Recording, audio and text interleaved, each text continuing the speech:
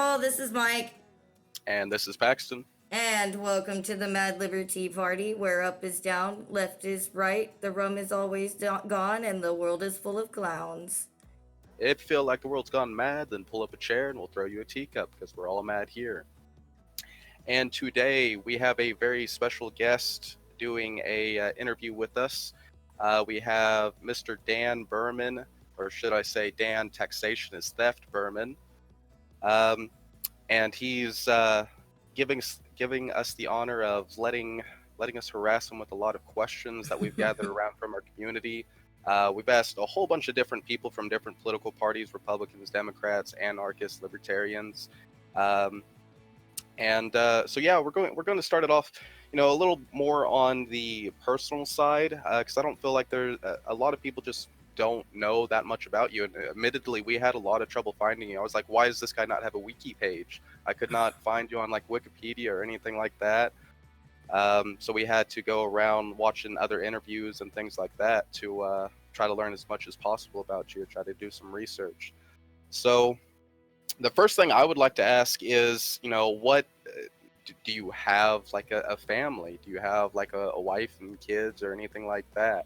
Or what's your situation there? Yeah, so I have a wife. We have a non-government marriage, because I guess I was already libertarian when we decided to do that. And we've got two little four-legged kids.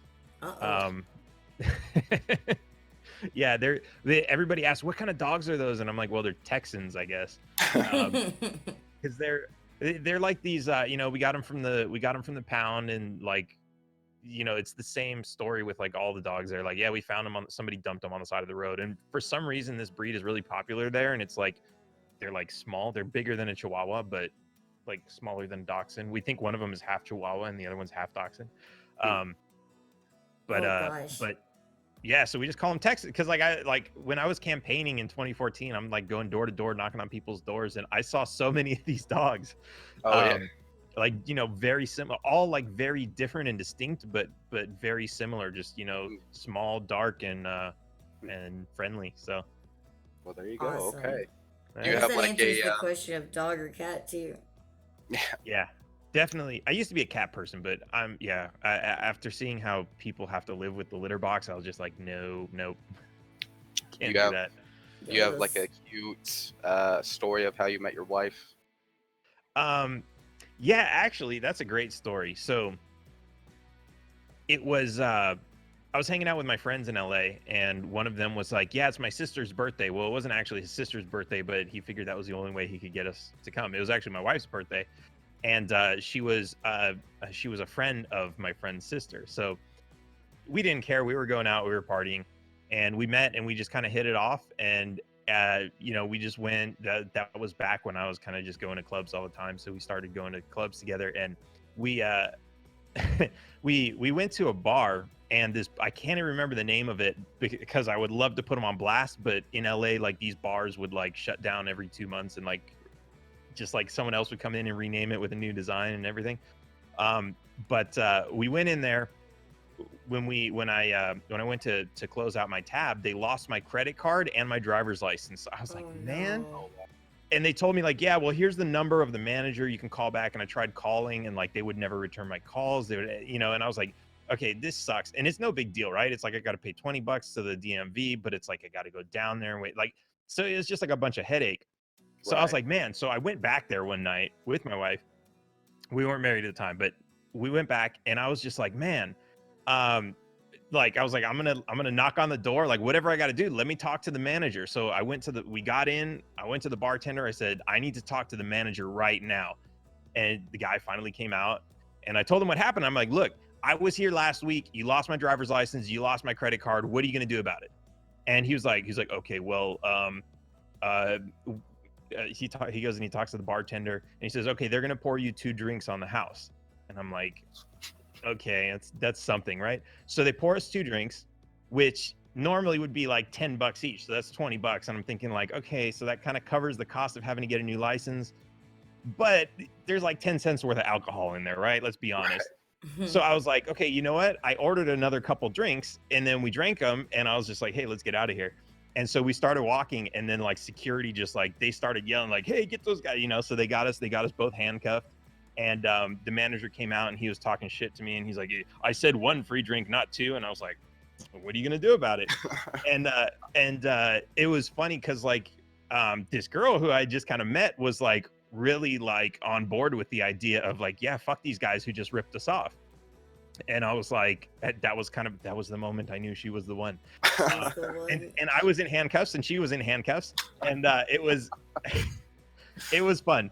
But yeah, and what's really interesting is, as much as I hate government, I use the government's rules against this guy because he's sitting there, I'm in handcuffs. He just reaches into my pocket, takes my wallet out, and he's like, well, I see you have a lot of credit cards here. Maybe I'll just charge it to one of these. And I was like, well, you can do that if you like getting chargebacks, which for people who don't know, like that goes against your business, and you get enough chargebacks, which bars probably get a lot, then your rates go up or they shut down your account. You can't accept credit cards. So he was just like, okay, I'm going to put this back over here.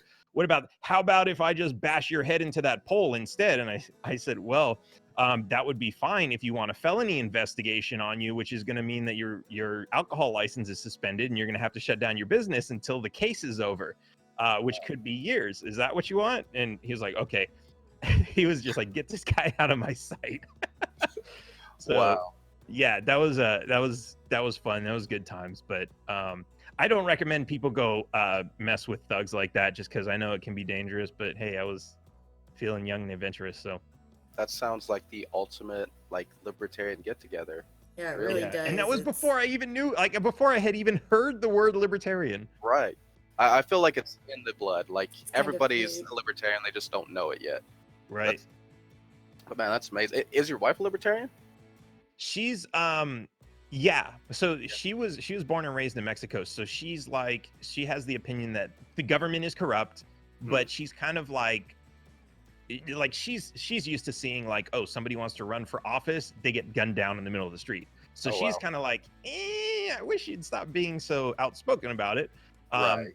But I'm that I used to be afraid to say taxation is theft because I was like, I'm going to get audited by the IRS and they're going to take everything I have and get shot down by a SWAT team and like all, because this is like, what do you know about the IRS? What you see on the internet, what you hear in like the propaganda and everything else. This was a real fear that I had. So, but it took me a while to like, at some point I was just like, man, like, fuck it. If I don't say anything, who will?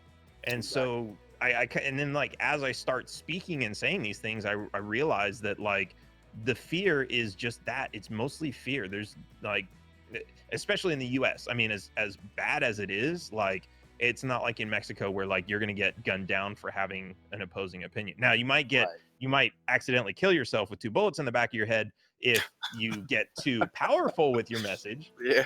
But that's another story. So that might be like further down in my campaign. We'll see. That's what Mike and I always joke about. Like, eventually we're going to get like Clinton or something like that. Right. Whatever they want to call it this week. Yeah. Yeah. Epstein. I have to admit that when somebody new comes forward with something that seems a little radical, I fear for them. It's almost instinctively to fear for them. I don't necessarily know what I'm fearing from all the time, but I just fear for them.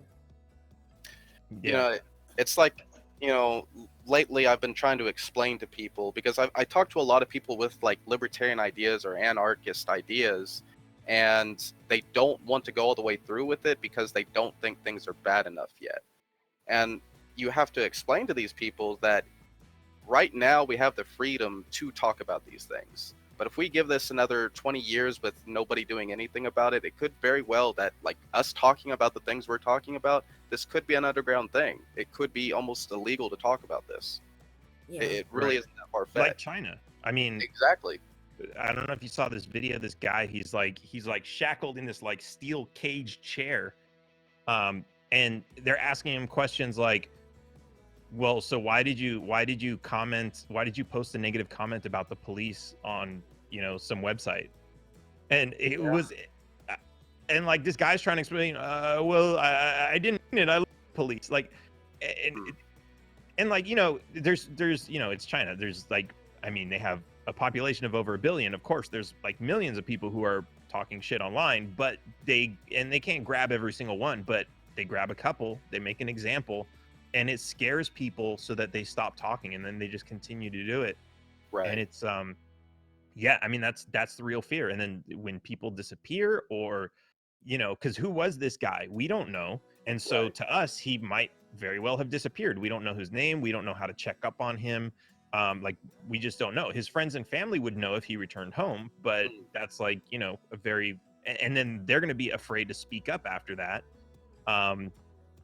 Because they're going to be like, well, we're next. Like, they know where we live, they know who we are, they're going to come back and get us if we continue this. So it's I mean, it's really dangerous where things could go. But at the same time, you're right, I hear that a lot. There's people are like, well, it's not that bad yet, but it's like, do you really want it to get that bad before you do anything about it? Right.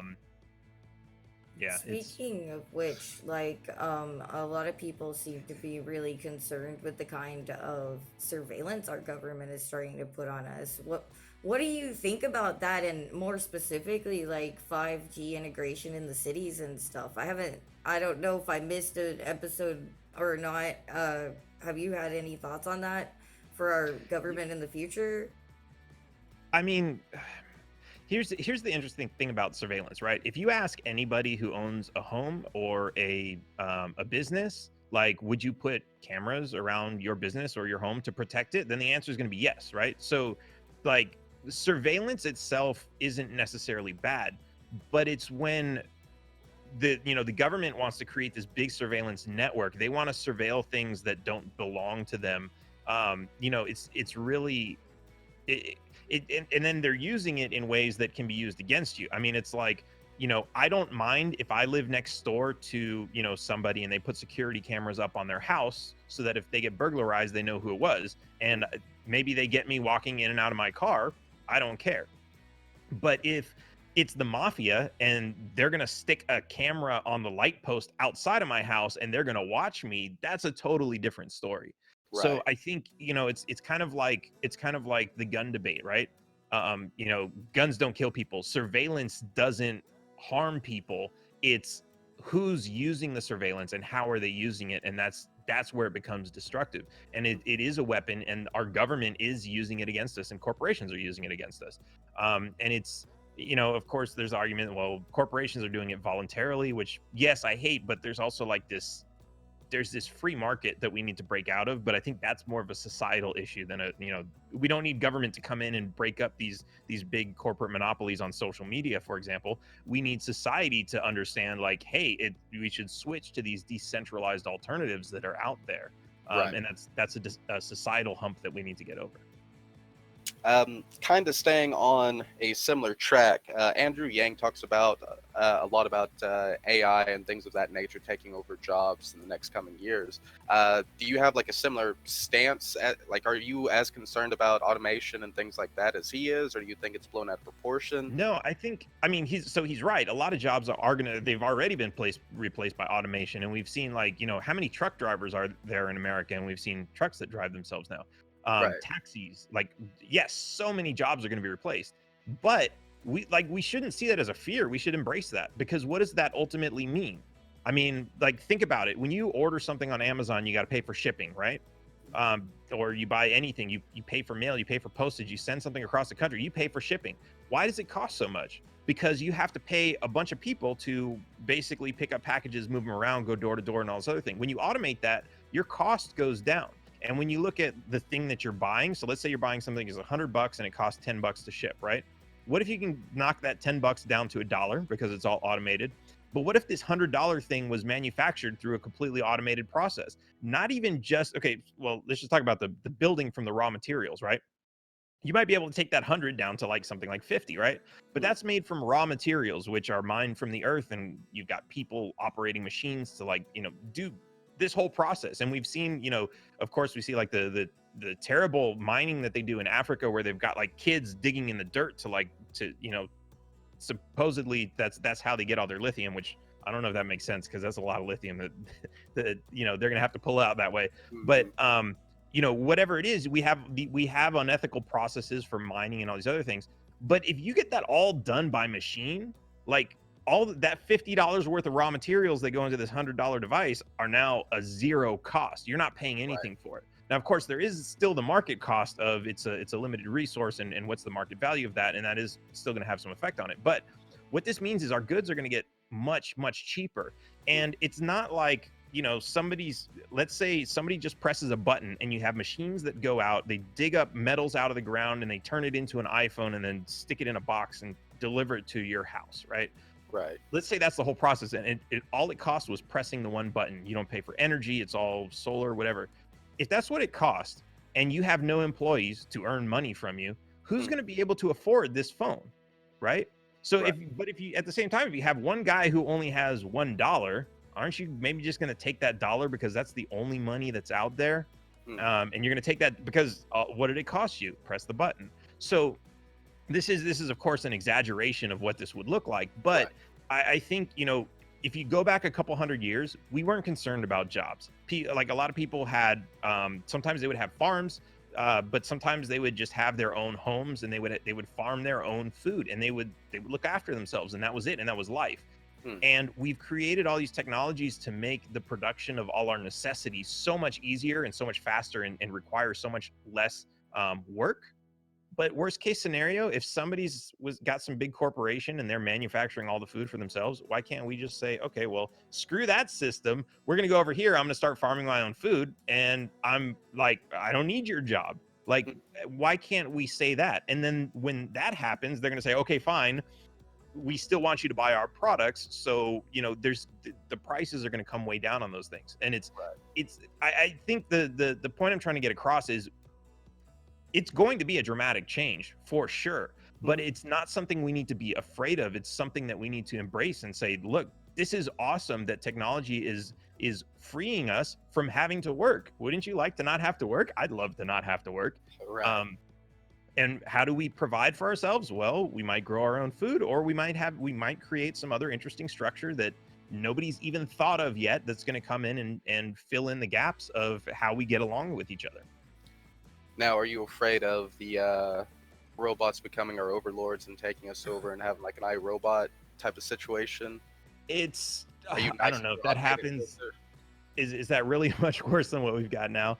No, that's fair. I mean, I don't know. If it happens, it happens. I mean, the way technology advances is, if that is a problem, and if the solution is not to advance technology, then you can only slow it down so much, because like, you can lock someone in a cell, their brain is still going, and they're still coming up with new technology in their head, and it's information. It grows. I mean, it's like, you know, you can put a bacteria in like in a freezer, and it'll stop growing, but eventually, like, what happens when you lose power to the freezer? Right. And then it's okay, well, it's not freezing anymore, so it's going to start growing. Like, it's like the perpetual question, like, can you make sure that something remains in one place forever? Like cemeteries, right? We bury people in the ground, and here he rests for the rest of eternity, is kind of like, you know, the thing that we say when we bury someone in the ground, while, you know, a few miles away we have people excavating burial grounds from thousands of years ago, and it's like those guys probably said the same thing too. Right. So, you know, how long is forever, and how long can you prevent that technology from happening? At the same time, what's really interesting about that, if you want to get on a philosophical note, is like, that's happening anyway, right? Hold on, we have 1 second. I have so like, okay, so the question is, we're going to invent a new technology that's going to be a smarter machine that's going to replace us. That's what we've been doing for thousands of years. Like, we reproduce, we create children who are their biological machines. We teach them everything we know. We want them to be better than us, and we want them to replace us, and we want them to grow up and take care of us until we die. And then they do the same thing, and the cycle continues. So at what point do we say, okay, well, I don't want my child to be biological matter. I want it to be robotic matter, because I want it to be better than me. And I know that that's going to be better if it's made out of a machine. It'll last longer, it'll be more durable, it'll be smarter, faster, stronger, everything. So at the same time, it's kind of like, is that really that big of a deal? Can getting a little transhumanist. I see what you're Because saying. we're going to be gone. I mean, you and I are all going to be gone in 100 years anyway. I mean, depending on how fast medical science advances, but Yeah. we're going to be gone at some point. Oh my No, god. I'm not gonna die. Just I decided decided not to. Just, Oh gosh. It Yeah, I seems signed out. like did you guys you not get that paperwork? haha. Sign up? Is Oh, that the new good Bernie Sanders plan? gracious. What they're gonna do with Ruth Bader Ginsburg. That's wait. Didn't there was a candidate who said he's got a cure for cancer? Maybe I should come out and say I have a He's cure gonna for cure death. death. It'll be fine, go. y'all. Don't worry about it. All of it. All death, cancer, I've seen bullets, horror everything. shows that start just that gonna way though. redistribute All of this seems like fuck, I can't get I'm gonna cut this. I'm gonna let it. You since Don't we cut it, were it's the talking best about part. philosophy, several people asked me if you were religious at all or spiritual. Not, I would say more spiritual than anything, but not really. I mean, if I were to get into like a spiritual conversation, I would probably refer to the universe as our creator. That might be as far as I go there. I was raised Jewish, so I went to Hebrew school, and that sort of thing. Had a bar mitzvah, but I never really bought into the idea that there's some guy in the sky with a beard that's that said like, hey, this should be a good design.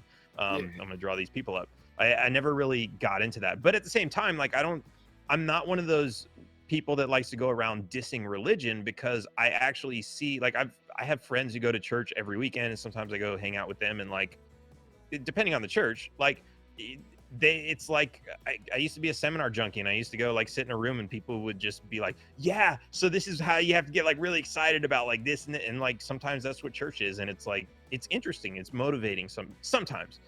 Sometimes they're into things that I'm just like, I don't want to hear this, but sometimes it's like they take and it's based on Bible or whatever spiritual book they have, but then they create a good lesson out of it, and it's something that's good for everybody to hear. And I don't see that as a bad thing, and I'm not one of those types of people that would jump into people and be like, oh, you're wrong about religion. Like I can't do that, because I see how it is good for people and they do enjoy it, and it's like that's like walking into the last Star Wars movie and being like, I'm going to tell you what happens in the end. Well, how do you feel about? I can't wait till you flip how that. do you feel about? Hush, You're wrong about religion. How do you feel about mixing them with your political decisions? Like, I mean, maybe since you're not a religious person, you don't do that, but some people do. What do you think about that? Yeah, no, I think anything like it really comes down to the role of government, right? And a lot of people don't understand what the role of government is, but a government is supposed to be, especially a republic, literally translated from the Latin, means a public thing. So it's like we said, hey, we're going to create this thing, and let's call it a library, and it's going to be public, which means anybody can go in there, anybody can use its services, and that's that. Now, when you get to things like police, that's where it gets a little bit different, because one person is going to say, oh, well, the police is there, so if any of us are harmed, we can all go to the police, and the police are going to help us, right? They're going to protect our rights. They're going to, do this and that.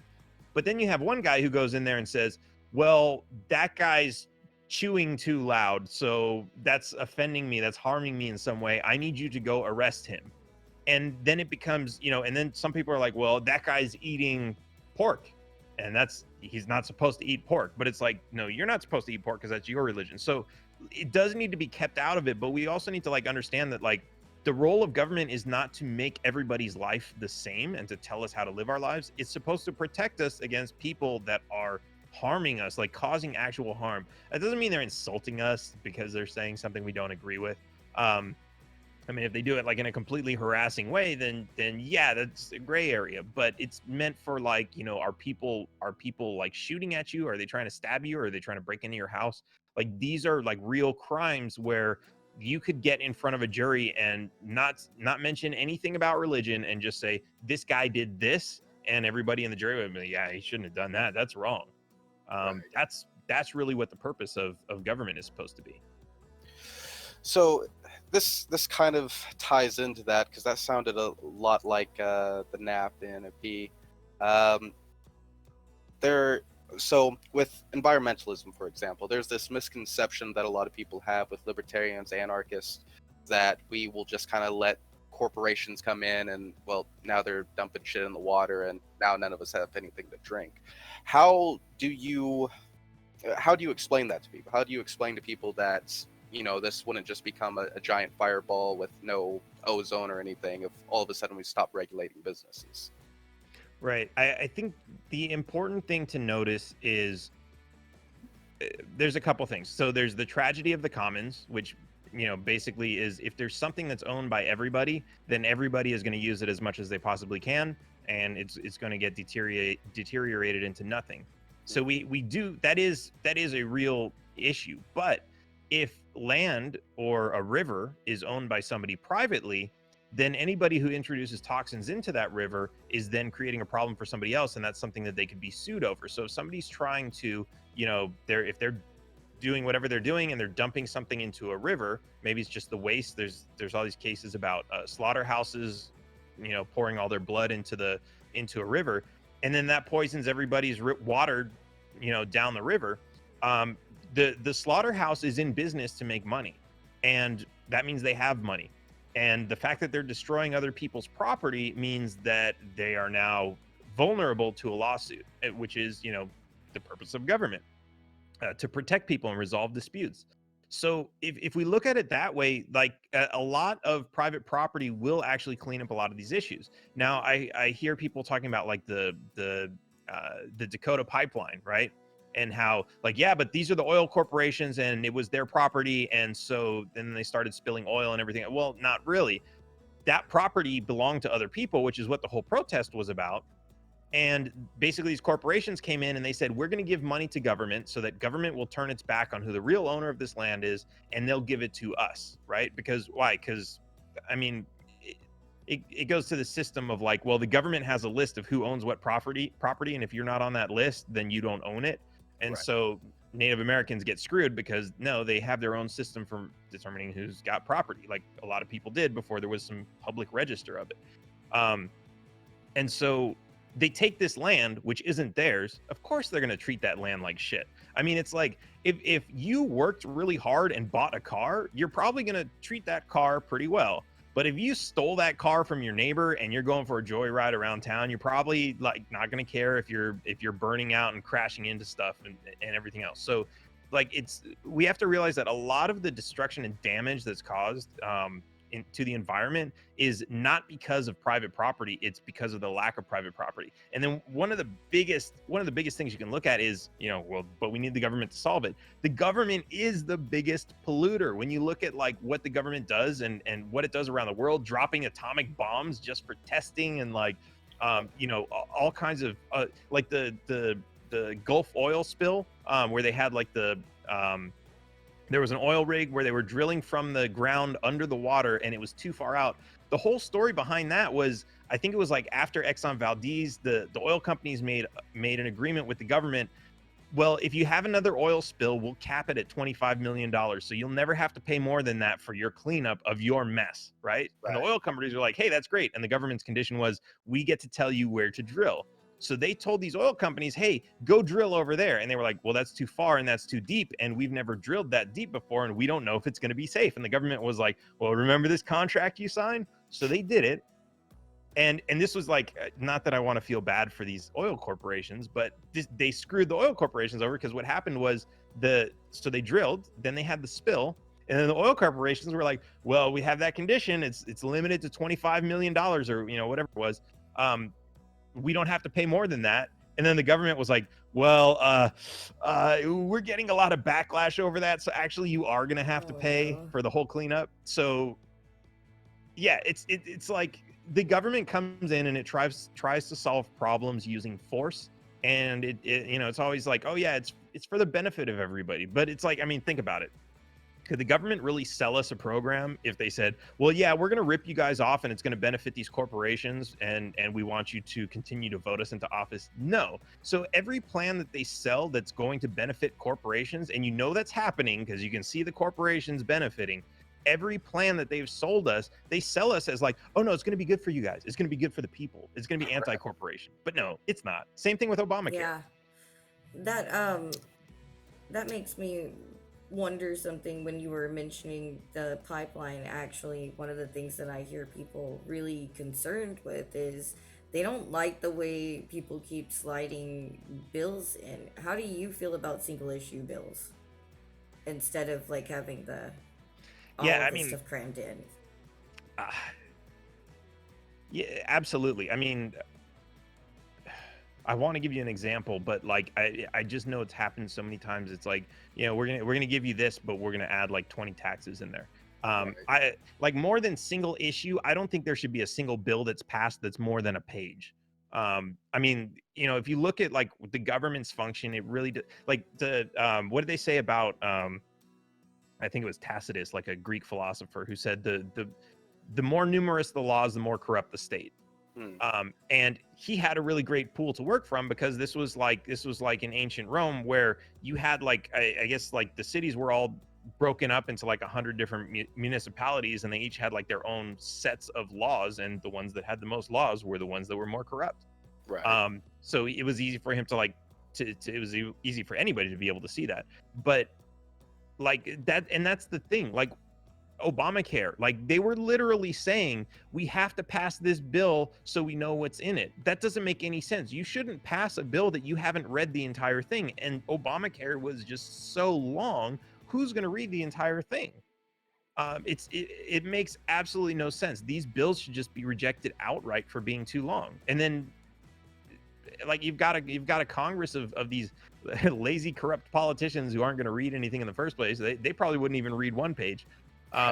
Let alone 20,000 pages or 100,000 pages. So it's, you know, that's one of the ways they're able to stick so much stuff in there is by just making it 20,000 pages. And it's, you know, there's a, I guess it's kind of like I guess you could say it's a political doctrine or something where, you know, you shouldn't, if you pass a law, it should be known publicly so that people know not to break that law. And so one of the things they did in ancient Rome is they would put the bill at the top of a post so that nobody could read it, because it's like, you know, 50 feet in the air, no one's going to read it, right? And then they would go around enforcing it. Like, that doesn't make any sense. Isn't that the same thing if you make it, like, instead of putting it at the top of a post, we're going to put it right in front of your face so you can read it, but we're going to write it in a language you don't understand, and we're going to make it 50,000 pages so nobody is going to have the patience to read through it. But you're expected to obey that law.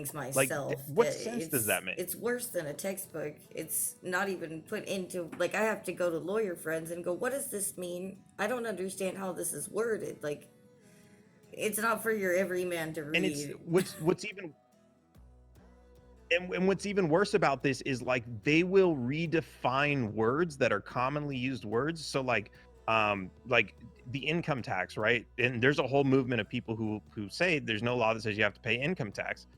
And it took me like, I was on that path. I was like, I want to understand this, and it took me 10 years to understand it, because they redefined every single word. They tried to redefine the word includes to something that's different from what every other, like, this is on top of the fact that includes is already redefined in the way that it's used in legal terms. Then they wanted to redefine it inside of the tax code separately. The word employee literally means somebody who's working for the federal government or for a government in the United States. That's what an employee means. Meanwhile, everybody who's like working for an auto shop or an alcohol store or like retail, whatever, they think they're employees, but according to the tax code, they're not. Like, why would you redefine a word like that in that way? It's so devious when you see what these guys are doing, and it's intentional. So it has to be. How do we fix that? Like, what do we do with that? Like, that sounds like it would require some incredibly radical change, and we don't. I mean, like, how the heck? Boogaloo. I mean, well, what's interesting about the income tax, and I love pushing this one, is you really don't need to 'Cause it's repeal the law broken. because of the way it's written. It doesn't apply to anybody unless you work for the government. And the reason for that is they had an income tax twice before the current income tax.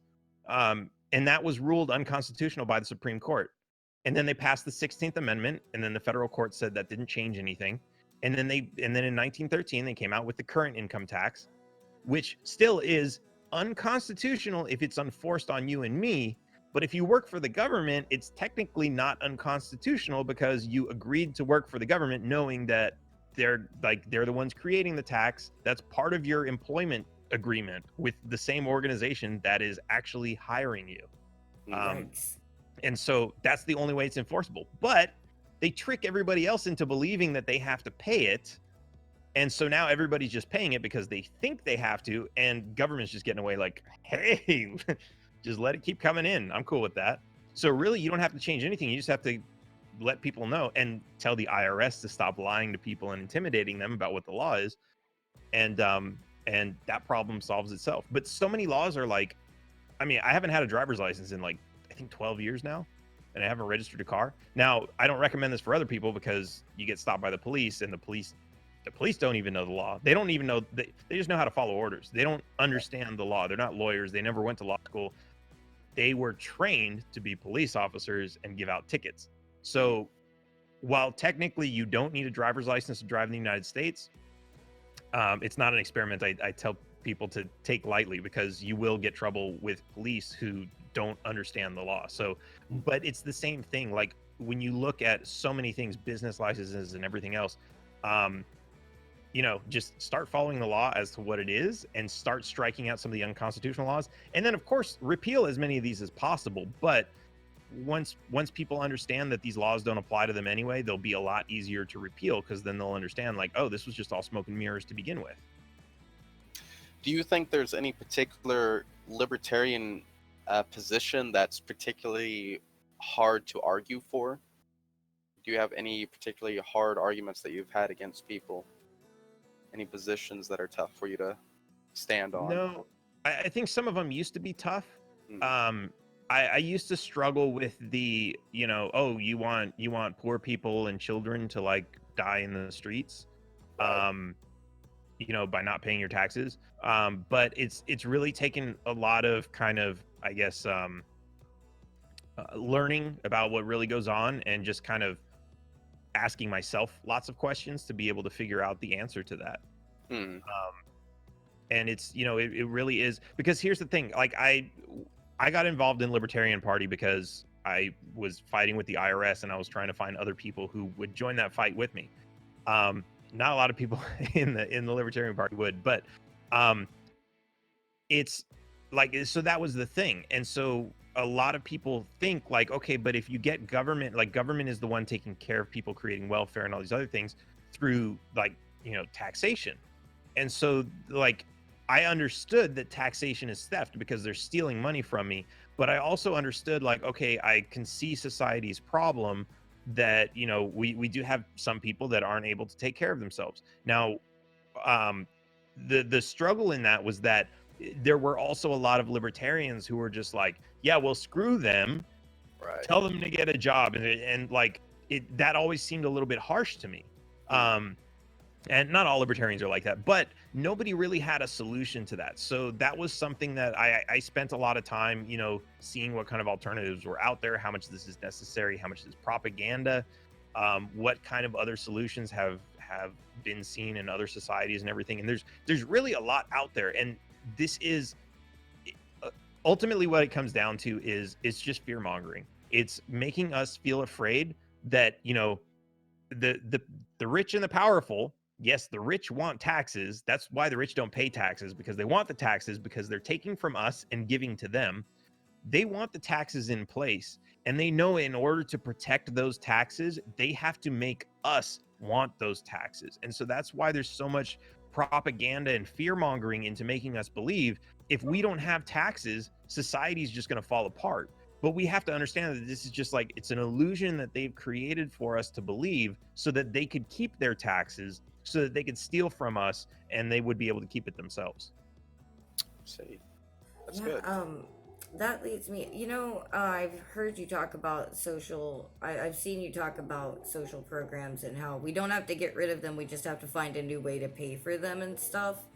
Um, One of the particular Right.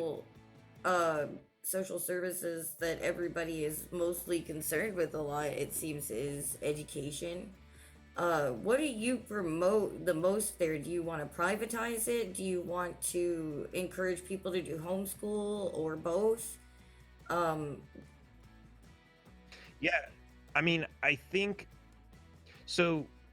I would say yes to both of those. If you have the money and you want to send your kids to a big expensive school, go for it. I don't think that's necessary because it's um uh, well, first let me talk about homeschool. Homeschool is really awesome, and I know I've met a lot of homeschool parents and homeschool kids who have been through that, and I understand they're more like, I mean, a lot of these kids are, they act like adults by the time they're 18, whereas a lot, I mean, I wasn't acting like an adult till I was 25 and I went to public school, and it's because they're putting you in a system that acts very much like a prison, and you're not taught how to solve your own problems, right? If somebody picks a fight with you, you go tell the teacher, right? And then there's a kid who's been helping me out with my campaign. I shouldn't call him a kid because he's a young adult, but he's 14, he's in high school, and he's getting bullied for having an opinion about politics in a school that's teaching him about politics. So it's like, so you're going to teach me this stuff, but I'm not allowed to have an opinion about it. And like, they're really bullying him, they're acting like tyrants, they're actually violating state law, and they're telling him to his face, oh, state law doesn't apply here because we make our policies. Like, tyrants, literally. Um and, and this is the place that we're sending our kids to, so we absolutely should not. Now when it comes to homeschooling, like, I hear so many objections to it, right? I don't have time, I have to work, and also there are like groups of parents who will, like, they'll get a group of 10 parents together, and you only have to watch the kids one what day about out of like 2 the weeks. original You form take a of day, charter one day. schools? Do you think that would be an option? So I used to think that was good because you're getting some of your tax money back, but somebody I had a conversation about how the inner workings of that system actually works, and it's really not that much better, and it's still a lot of government waste. That makes sense. So it's yeah, I mean, you're still robbing from a bunch of people to pay for something that a few people are going to need. When it comes to private school, think about this. Like, everyone thinks like, oh, it's like it's going to cost $100,000 a year to send your kid to a private school, but no, that's not really the case. There are those schools, but you could, if the government weren't in the way blocking this, you could have a person who's a stay-at-home homeschool mom who could say, I'm going to open my own little school that'll be just like a daycare. You drop your kids off, we have a few computers set up, they can learn online, they can do whatever they want. It's like homeschooling while you're at work, except with a different teacher.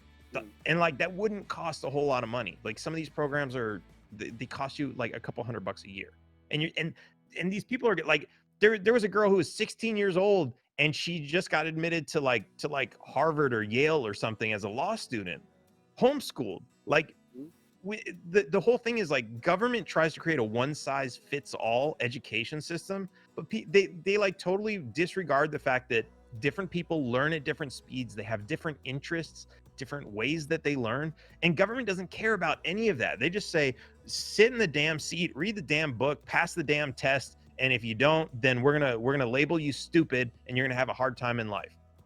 And that's totally screwed up, because there are good people who are just, I mean, I was a D student for I don't know how long, and I'm in my field, I'm a software engineer, and I work with so many people that are college graduates, and I understand things better than they do. Not to say that, I don't brag about how I'm better than them, but just to say, like, just because you made it through college doesn't, and you have that degree, doesn't make you better at anything. It's just a piece of paper. It's just a different way of learning. And that was one size fits all. So you were probably forced to learn things in a way that they weren't adding up in the right way, and you probably missed a lot of I stuff have because of that. another question, but give me 1 second here. I'm just related to that.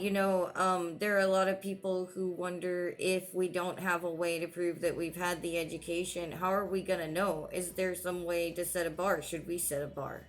Even. Yeah.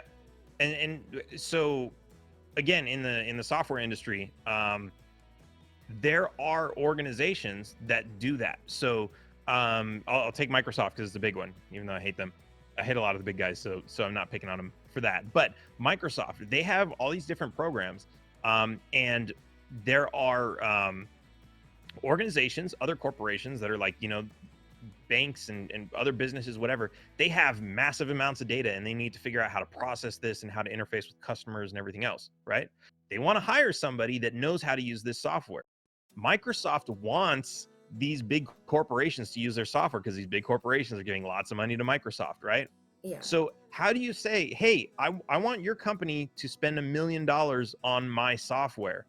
Well, how do I know that anybody knows how to use your software? Am I going to have to retrain all my employees? Am I going to have to hire all new people, right? So what Microsoft does is they have training programs, and people who already are familiar with something, they might say, okay, well, that's a new certificate that I want to have. And they go in and they, whatever it might be, a couple weeks, a couple months, they go through a training course, they learn a new software, they take a test, and somebody who knows about the software, because they created it, will certify that this person understands. And so now this person has a certificate, and they can go around and say, hey, I would like to work on this job. I know you use this software, and I have a certificate with that software. And it works great. The automobile industry is kind of like that. You have different certificates in different areas of suspension or engine work or, everything else. And when you go to a shop, like if you have that certificate, now you get into an area where it's like, okay, that's kind of run by a monopoly when you get there, but so is Microsoft, except that Microsoft competes with other businesses. So but Microsoft is the only one that can certify their software, right? So you get into different things like that. But at the same time, if you know somebody, if you trust them, if maybe you have an employee who's already worked with you and they're really good at one skill, and you say, hey, we're thinking about this new software, can you try it out? Maybe you don't go through the certificate program because you don't want to waste the money on it. Maybe the company pays for it for you because it includes the training. There's so many different ways.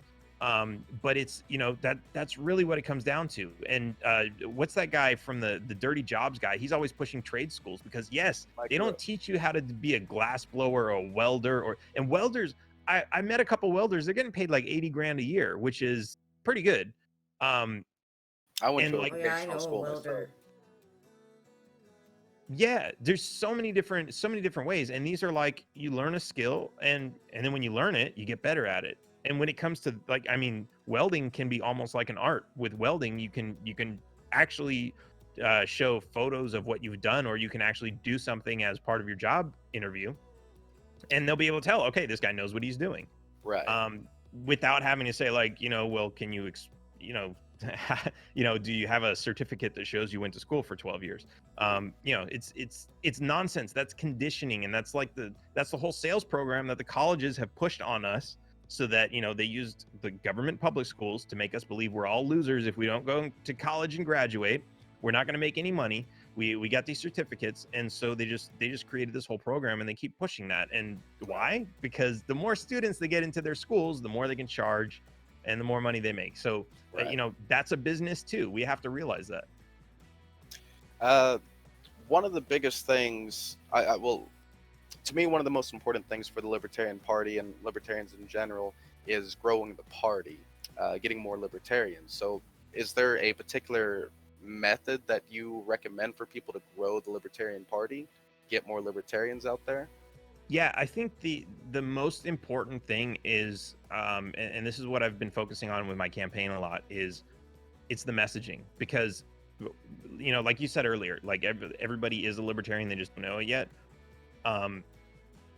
Everybody's different. They have different wants and needs. And so look at cars, look at the cars we drive, right? Everybody drives a different car. Some people want a sports car, some people want a minivan. Everybody has different tastes and different interests. And it's the same with politics. You've got some people who are interested in healthcare, maybe because they are sick, maybe because someone in their family is sick. You have people who are interested in retirement because maybe they're struggling, they're working hard, and they want to save up their money and they want to retire earlier. You've got people who don't have a job and they're worried about the job market. Everybody's got different interests. And one of the most important things is when you talk to people, you have to talk to them on what their interests are. And what a lot of libertarians think that means is that you have to pander and you have to lie to them. No, that's not it at all. What you have to do is you have to find out what their interest is, and you have to find out how to solve their problem. What is your problem, and how do you solve it with libertarianism? And so I have an education platform and a healthcare platform that I've been pushing with my campaign that really does that, because Bernie Sanders is out there saying, you know, we have this healthcare crisis because healthcare is definitely absolutely overpriced and hard to get. It's overpriced because it's hard to get. Bernie Sanders' plan is socialism will fix this. And a lot of people are buying into that because nobody else has a solution for this problem. Right. And so what I said is, okay, how do we solve this the libertarian way? And basically, you know, okay, how do we sell this to the people who are now buying the Bernie Sanders deal? And basically it's, okay, you want healthcare, you want it now, you want it cheap. Okay, let's do that. Let's open the market. Let's get government out of the way so you have more providers, more manufacturers, more doctors, more competition, which means prices are going to fall. And you start looking at all of the regulations and rules and everything that they have in place, which are, and you can explain, they'll have a million questions, and you explain to them, no, it's the FDA is protecting these big corporations and their big profits. How do they sell one pill for $100 in the US and they sell it for $5 in Mexico or India? That was manufactured in the United States, that there's the same pill from the same plant that they're selling to you for 100 times more. How do they do it? With the FDA and the laws and the regulation. Get rid of all that stuff, and the price of your medication is going to go down by 99%. And that's a wonderful thing. That means you can afford your healthcare. Meanwhile, you have doctors who are here from other countries and they're not allowed to practice medicine. Why? They're fully licensed in their home countries. But the government has a restriction system here where they're only creating X number of doctors every year, and they will not go past that. So it doesn't matter. You can be better trained than the best trained doctor in the United States, but you still have to wait in line. And what that means is the whole system is backed up. We don't have a lot of doctors. You have to wait. They get to inflate their prices because someone's going to pay it.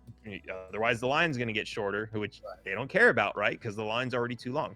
So it's like, these are the things we have to look at, get the government out. And so you explain these programs to people and they get it. And they're like, okay, I want to learn more about this.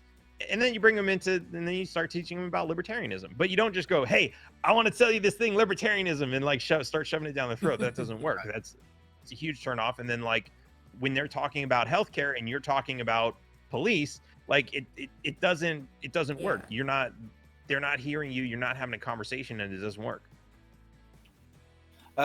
So let me ask you, I think we have maybe two more major-ish questions. The first thing would be, first of all, have you heard of the Boogaloo? Yes. Okay. Do you think a civil war, like guns blazing, is an actual reality that could potentially happen? A lot of people believe that it could not happen. It absolutely could happen. It has happened. It's happened in our country. It's happened in other places around the world. It's happening right now as we speak. I think there's a new one forming in India. It's a possible reality. People want to reject it, but that's a defense mechanism, right? It's for you to accept that a Boogaloo is possible means that there's that thought has to enter your head, and it's going to create a lot of fear. But people like to hide themselves from fear, right? They like to put up the smoke and mirrors and pretend that fear's not there and bury their head in the sand, because why? When they're afraid, and especially when they're afraid of something that they have absolutely no control over, it puts them in a state of mind that they just can't handle, and they can't operate. So their brain works automatically and rejects that idea. So that's kind of a really difficult part. Now, of course, that's going to hit a lot of people hard if it does get to that. And people are going to come to the reality of, holy shit, bullets are flying through my window. What do we do? I'm unarmed. A lot of people are going to get hit with that reality. Now, hopefully it doesn't come to that. If it does, but if it does come to that, are you ready? It's self-defense. Are you a prepper? Are you ready for something like that to actually happen? Well, I mean, not encouraging it to happen, just if it were to happen. Right. He's probably got a Yeah. minigun under his hat. Look, I mean, could still, you could get a good bit of I'm stuff not. up there. I'm not going to reveal that secret. Yeah, don't tell anyone no, what you've got. That would be rude. Right. No, so I kind of was going through that phase when I was spending most of my time in Texas, and there may or may not be some stuff around there, but so I'm actually spending most of my time in Mexico, which is great because if the U.S. breaks up into civil war, I can just watch it with my binoculars. It's and like I know some people are kind of like, oh, your house when the Boogaloo happens. Yeah, they're like, you're abandoning us, but it's like, no, I'm trying to save you guys. I'm still running this campaign. I'm trying to save America from collapsing.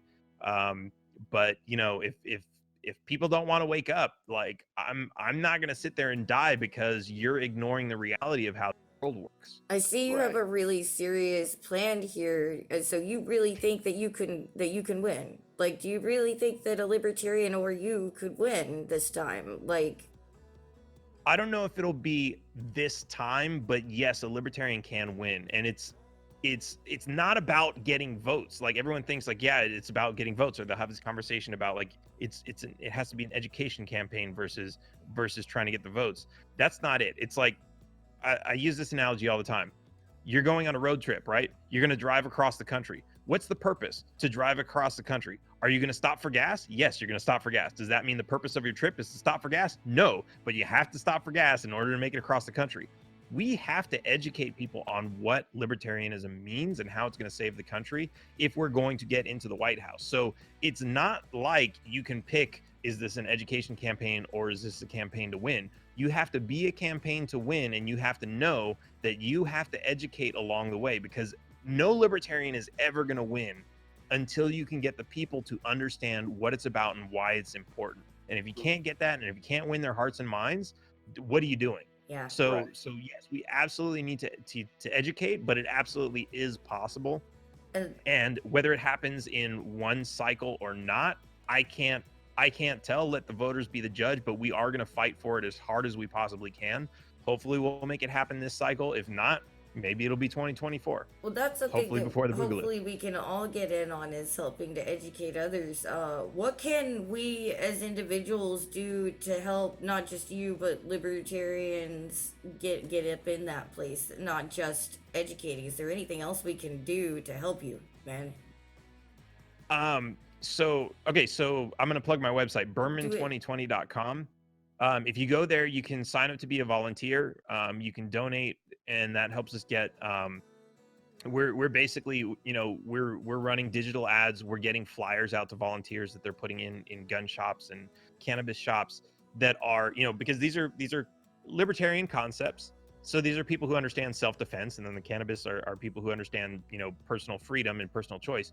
And so those people are already kind of open to the idea of, okay, how do we get from here to the next step of libertarianism?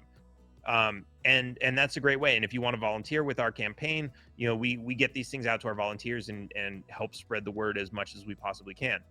As far as the Libertarian Party itself, I don't want to say anything bad about the Libertarian Party, but when in 2016, when Gary Johnson got the nomination, I was just kind of like, things aren't going in the direction that I want to see. And I separated. I started my own Taxation is Theft media. Like I had the podcast, I had the online store and everything. And I was like, I need to figure out my way to make this happen. And what I'm doing right now is, because I've had success with it, is I'm coming back to the Libertarian Party and I'm trying to get them to adopt these ideas. So it's really difficult to say because they are unorganized, and of course it's because we're libertarians. We all want to be individuals. We don't want to work for somebody else and for their plan. We want to have our own plan. So and maybe that's the difficult part of this whole thing, but we do have to realize that we need some sort of organization in order to be able to spread these ideas efficiently. And we have to help each other and share each other, the tools and the knowledge that we learn on how to better spread this information and educate people. So if we find out there's a whole group of people that, let's say you've got an Antifa group, right? And they're not very libertarian, but somebody says, hey, you know what, I found a really good issue with Antifa that's getting them to abandon their their current ideologies, their violent ideology, for a more peaceful non-aggression principle type ideology. What's the secret?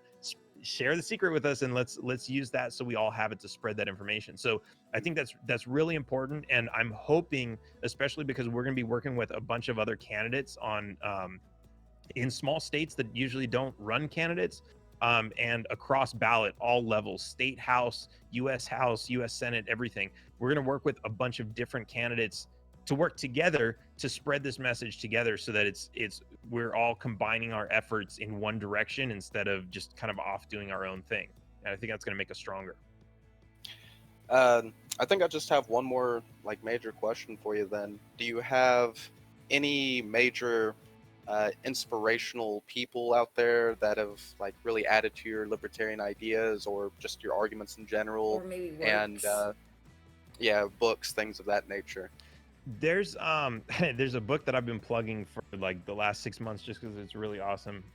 I don't think I have it in front of me, but it's called In Defense of Chaos, and it's written by L.K. Williams, who's I think that's right, L.K. Williams. He's a libertarian out of California. I met him, and I was just talking with him, and I was like, hey, this guy's pretty cool. And then he's like, yeah, I read the book. But I read it, and it really blew my mind on all the different aspects of how government, it's almost like everything it tries to do, you get the complete opposite effect. And he's got so many examples in his book, and it's really interesting. But going back before that, there was Ron Paul, there was Erwin Schiff, there was what's that? I knew you'd be a Ron Paul fan. Yeah. Judge Napolitano. It's and even Stefan Molyneux. I know a lot of people hate him, but and I guess he's totally different now. Apparently, I haven't seen him lately, but one of the really interesting things that he said that really stuck with me was don't idolize people, because even Martin Luther King or Gandhi, one of them was I think he said Martin Luther King used to beat his wife, and Gandhi was a pedophile, and so even though they had these really righteous causes, they were still human beings. They still made mistakes. They still had some what would be considered major issues even today. And so we shouldn't be idolizing people so much as we can join their movements. We can help them and support in moving their message, but we shouldn't idolize people because everybody's got flaws. Right. Except for me, of course. Yeah, if you put someone on a pedestal, they might fall. Yeah, exactly. That's actually one thing we have in common. Yeah, I don't have any flaws either. Oh my god. I'm just a big walking ball of flaws, so I'll just make up for everybody. I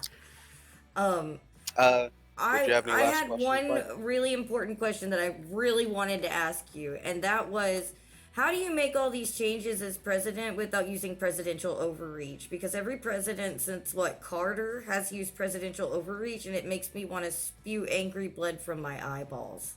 Right. I think that's a really great question.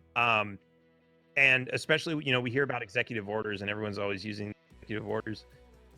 Here's the thing. This is the way I see it.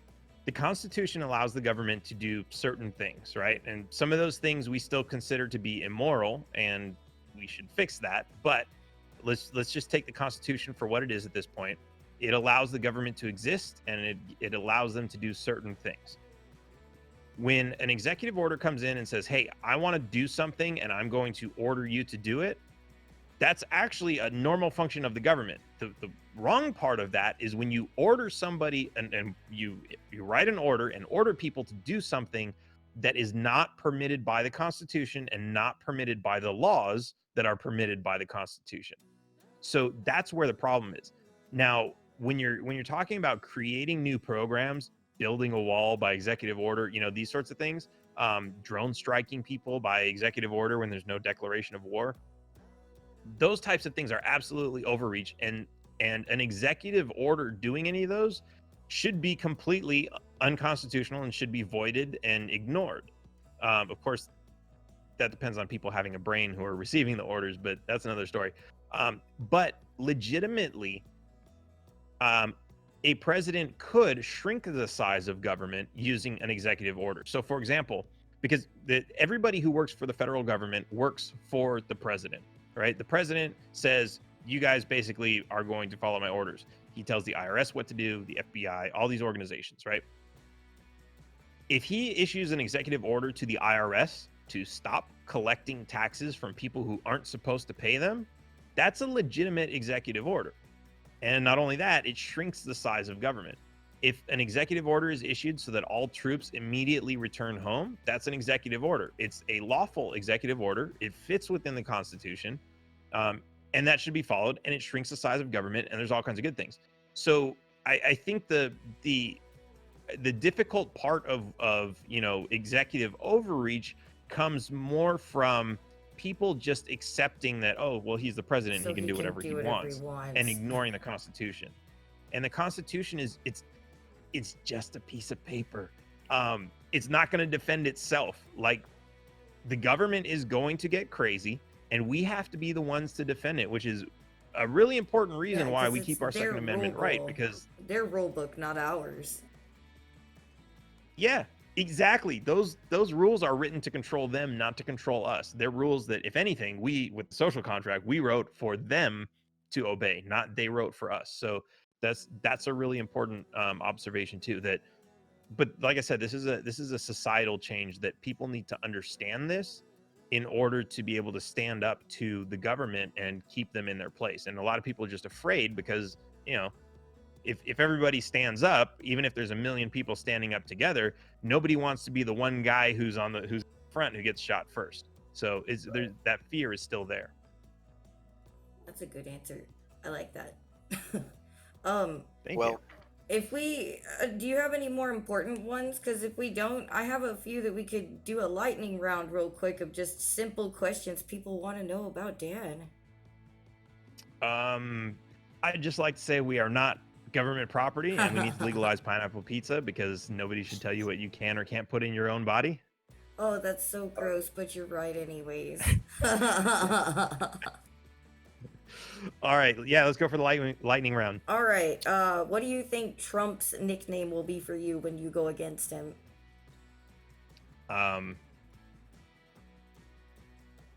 Big hat. Big hat. Big hat, small hands. Big hat. I mean, I'm trying to come up with words that like a fourth grader would use. Oh God, it's hard. Yeah, I don't know. Danny the Hat. I don't know. Yeah, something like that. I probably just clown. What's your favorite sweet? My favorite sweet? Or snack food in or general. Snack food in general. You know you're going to get a lot of packages of these. Might as well make something good. Man, I mean, like on a normal day, I'll pick up like Skittles or a Snickers, but if I'm like, let's see, the special or day. the Reese's cups, I don't know, man. I love sweets. I'm always like, you know what I do? Because like I'm a snacker during the day, and I've heard dark chocolate is actually good for your brain. I get like a bag of those, like, like the little dark chocolate chips that you would put into cookies, and I just snack on those all day. Okay, there you go. Is yellow your favorite color? And if not, what is it? I think it is now. It used to be red, but I think it's yellow now. And this was interesting. When I went to China, I'm taking the lightning out of lightning. I went to China like 10 years ago, and my favorite color was red. And like I was having a conversation with somebody there, and they were just like, yeah, red means communism here, so it's nobody's favorite color. And like that really puts some like I liked red because like I think it was like the first sports car that I was in love with was the Ferrari Testarossa, which was like all red. Well, I guess it came in other colors, but mine was red, and the one that I wanted. No, I didn't have one when I was a kid. I wish. But yeah, so red. And then like I've always owned red cars. That was my thing. I was like, I always want to own a red car. And like, sporty. I had a Mustang. I had a Mitsubishi 3000 GT. Oh, I love that car. Wow. But yeah, it was all red. And then then I kind of gave up on red after the communism thing. And then I got introduced to ANCAP, and I was like, yeah, black and yellow is cool. And it stands out really well, which is awesome for advertising and marketing. So there you go. What's your favorite video game? Probably Call of Duty, which is totally not libertarian, but Which one? We're talking like Modern Warfare, World at War. yeah, Modern Warfare, like that's probably where I spent a lot of time. Need for Speed also, Oh, but yeah. this was like my favorite Need for Speed was Hot Pursuit, where you got to run away from the police. I think it was Need for Speed 2. Yeah. PS2. Oh, that was a great one. What's your favorite recreational activity?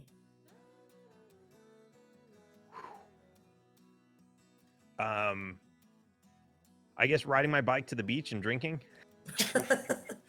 How do you, when you're really stressed out, how do you get unstressed out? I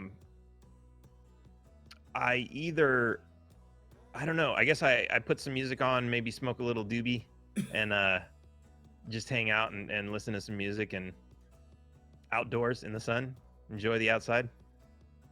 Yeesh. I love going outside. Oh, have you ever played D&D? Dungeons and Dragons. I tried when I was a kid. It's not your thing though. No, I never really got into, and I tried Magic too, and it was just like I was like I swear you guys are making the rules up as you go along. Like I couldn't get it. And last but not least, what's your favorite holiday? Daylight savings time. No, I'm I kidding. I hate hate that you. one. That's it. I can't. No, that's it. That kills it. That's I'm on done. my platform. Go to my website right now so you know I'm on there Oh, to end daylight savings time. that is a good one.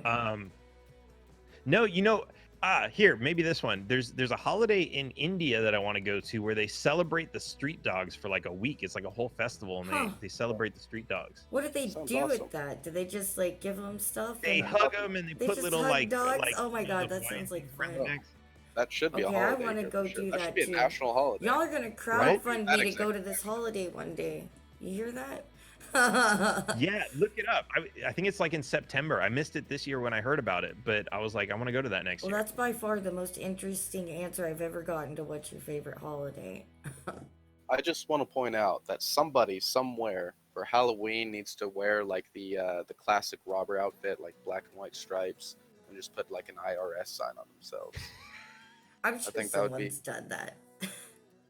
It needs to be done. That's your next I holiday. might do holiday. that for There next you go. Halloween. There you go. We'll be a couple. I have All right, there we to- go. Let's do it. I have to admit that when we found out when you answered that you would come be on the show, I was like super excited. So I'm very thankful that you were able to make it and get on here with us. Like it just made my day. Dang it. Absolutely. I like to tell people I'm not royalty. I'm not hard to get a hold of. Of course, Google makes it difficult. They're censoring us out of there, but and we're trying to get a Wikipedia page. They still think they say I'm not noteworthy, I think is the word they use. Are you Really? kidding me? What There's some the- streamers oh I my know that have gosh. Wikipedia pages. CC Yeah. Williams has a Wikipedia page, and he's the second. He was the guy who was supposed to go on the second trip with the Apollo, but he died first and never even got to go. He has one. Like, I know. I helped write it. Yeah. Well, hey, if you got some ties in with Wikipedia, we're still trying to figure out how we can get that page up. It took us forever just to get me to stick on the Libertarian primary page. Oh, I have nothing. This was back in the day when they let people actually write articles for it Oh. and stuff. God knows now, it doesn't feel like it used to be. We'll definitely We'll work. try and It see. seems very Yeah, close. let's. If there's We should start a hashtag. we should start a hashtag. Well, I mean, there's already taxation is theft, but we should definitely Yeah, we need like start a some hashtags free Wikipedia or something. There we go. Wikipedia is theft. And I donated to them. Come on, God man. darn it! You gave them the money. How much do I have to donate to get a page? Oh no. Anyways, thank you very well, we much, always- man. Oh, what did Yeah. you? Absolutely. We always like to end our episode by saying what we are thankful for during the episode. So if you have something you would like to include, I, of course, am thankful for the nice glass of whiskey that I purchased while I was in Texas. Definitely helps out with interviews and things of that nature. Mike, what are you thankful for? I'm thankful for the coffee and the marijuanas as usual. Dan, what are Nice. you thankful for. I'm thankful for you guys for being interested in this and helping to spread this message, because really that's we're living in a fucked up world, and that's how we're gonna fix it. So thank you guys. Well, thank you for joining. Thank you everybody who's watching. Yes, and thank you guys for watching us. Yes, this Mad LiberTEA Time is adjourned. And Jeffrey Epstein didn't kill himself.